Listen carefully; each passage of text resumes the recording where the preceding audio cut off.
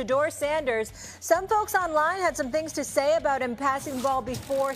Some of the greatest quarterbacks in the history of this game have patted the ball before they threw. Aaron Rodgers being 1, Dan Marino being 2, John Elway being 3, Tom Brady being 4.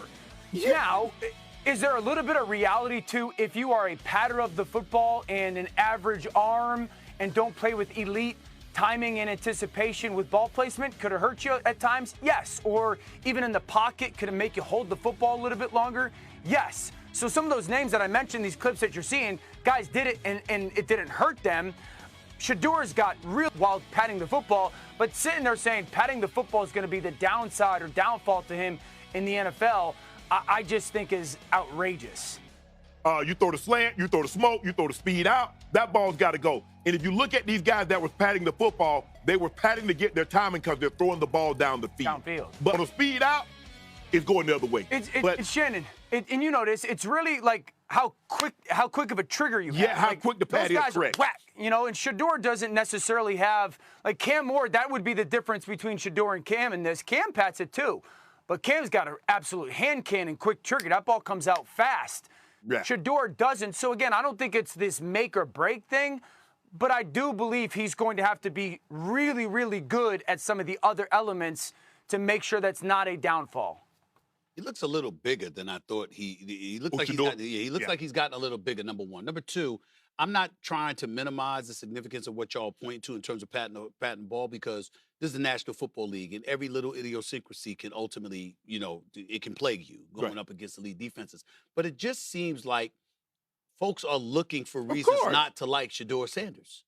I just don't understand it. It's like there is too many, and I'm not blaming us for it because obviously all of us come to his defense, but it's just everywhere you look, it's like every little thing that you could find to minimize this kid's value.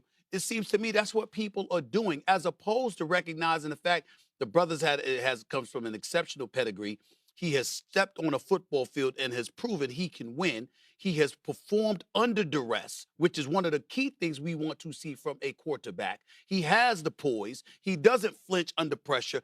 I really don't understand all of these questions about him. Yards, and he had 40 passing touchdowns. Now, they didn't notice it in game film, but now all of a sudden he's in shorts and a T-shirt. Now this seems to be a glaring issue. You're right, and y'all Shannon, need to stop. That's what they do at the combine and your pro day. They try to tell you all the things that you can't do. Go look at the tape. That's right. Tell me why you fell in love with him. Honestly speaking, I don't think that. Dan, I honestly believe this, fellas. I don't know. You guys played. I didn't. Let me say this to y'all real quick. I know we got to go. I'm one of those guys that if you perform, I don't really think you should have to do anything. The hell with a pro day. The hell with all of this stuff. Show up for the physical to show that you're in physical condition. Other than that, damn it, you're a coach, you're a scout. Watch the film and evaluate what you saw. Because this is ridiculous. Real quick, Stephen A., and I agree with you, and he was actually asked that by, I think, Louis Riddick and Field, and I loved his answer. He said, well, I wanted to make sure that I had the pro day and I was a part of the pro day because he had multiple teammates who did not get invited to the combine. And he said, I knew if I worked out and did the pro day, every team in the NFL would come, and all those NFL eyes would then be on my teammates who didn't get that opportunity to go to the combine. Great. So that's fantastic. And I love that answer. That's fantastic. I agree. Great teammate right there. So he is confident, and that has never been in doubt. We've got the Dans this morning, Graziano and Orlovsky. Danny, Orlovsky, you told me on Friday that this was as complicated a quarterback evaluation as you have ever made. That was before the workout on Friday. How, if at all, did what he did on Friday impact what you think and what the NFL will think? Nothing. I still believe, Greeny, it's a very difficult evaluation. I still think quarterback 3 is a lot closer to quarterback 2 than the public perception. The workout was good. Everything that you would expect from Shedeur off of his tape showed. He was in rhythm. He was in time. He threw it really well. I actually thought he threw the ball downfield pretty darn good in that workout. But the one thing that I think myself and a lot of people really wanted to see was him just drive a ball. Are they still a calling card of Shedeur Sanders' game? Graz, speaking of calling, I know you're talking to literally everybody around the National Football League. What are they saying?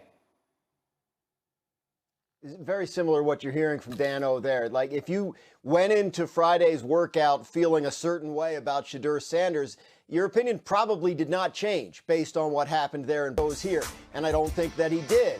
It doesn't mean he can't do it at the next level, but what it means is if you had concerns about him going into Friday, those probably were not allayed. And if you liked him enough to take him at, say, 2 or 3 on Friday, then that probably didn't change either.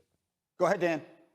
Yeah, so one of the things, I don't know if you guys saw it, that went all over social media was the conversation around Shedeur and patting the football. If you saw some of the highlights from his workout, he's a guy that pats the ball before he throws it, and there's this big battle of does it matter or not. The overwhelming thing is, one, you better have elite arm strength to get away with it consistently in the league. That's not something Shedeur has.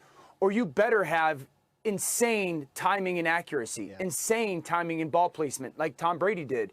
And Shedeur has elements of that. So the whole patting the football craze that kind of took off after his workout, I do think is a little bit bigger than the reality of playing in the NFL. So to be clear, the patting the football just adds an extra whatever it is, fraction of a second to the entire process. And in the National Football League, that fraction of a second can make all the difference in the world. So, Graziano, the first thing Dan said here, that Orlovsky said here, was a lot of people think quarterback 3 is a lot closer to quarterback 2. What sorts of things are you hearing about? We have Jackson Dart sort of looming out there. We have the Giants at 3. We have the Raiders at 6, the Jets at 7, the Saints at 9. What sorts of things are you hearing? Jackson Dart's been an interesting guy here in this process. You know, he did more at the combine than these other guys did. Teams like that. The Giants have done some work on him, but I don't think it's with the idea of taking him at 3. I think that's if the Giants have the second pick in the second round. Do you take somebody like that there or try and move back into the first? The Steelers have done a lot of work on Jackson Dart. They're picking at 21. Shedeur Sanders could theoretically be long gone by then. So I think I agree with Dan's point based on the teams I've been talking to. Cam Ward seems like the surefire #1 quarterback, likely #1 pick in this draft at this point. But, you know, Shedeur Sanders and Jackson Dart and that next group of guys, yeah, maybe he is a little bit closer to them than he is to Cam Ward at this point in the process. But I say this every year. It only takes one team to fall in love. If the Giants decided over the weekend that that's their guy, then he probably goes 3. You have 2 teams, Dan? I know 2 teams that love Jackson Dart. You know of 2 teams that love Jackson Dart. Okay, love. Well, that's... You're not going to reveal them. I can't.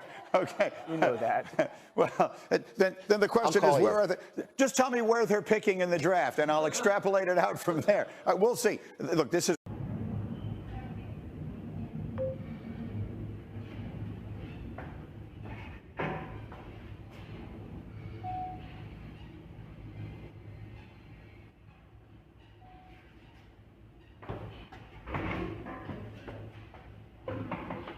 Xin chào tất cả mọi người đã quay trở lại với kênh của mình. Ngày hôm nay mình sẽ tiếp tục hướng dẫn các bạn câu tượng nha. Tượng hôm nay của mình sẽ có tiêu đề là màu nâu. Các bạn hôm nay tượng của mình sẽ có tiêu đề là màu xanh. Bây giờ mình bắt đầu tô nhé.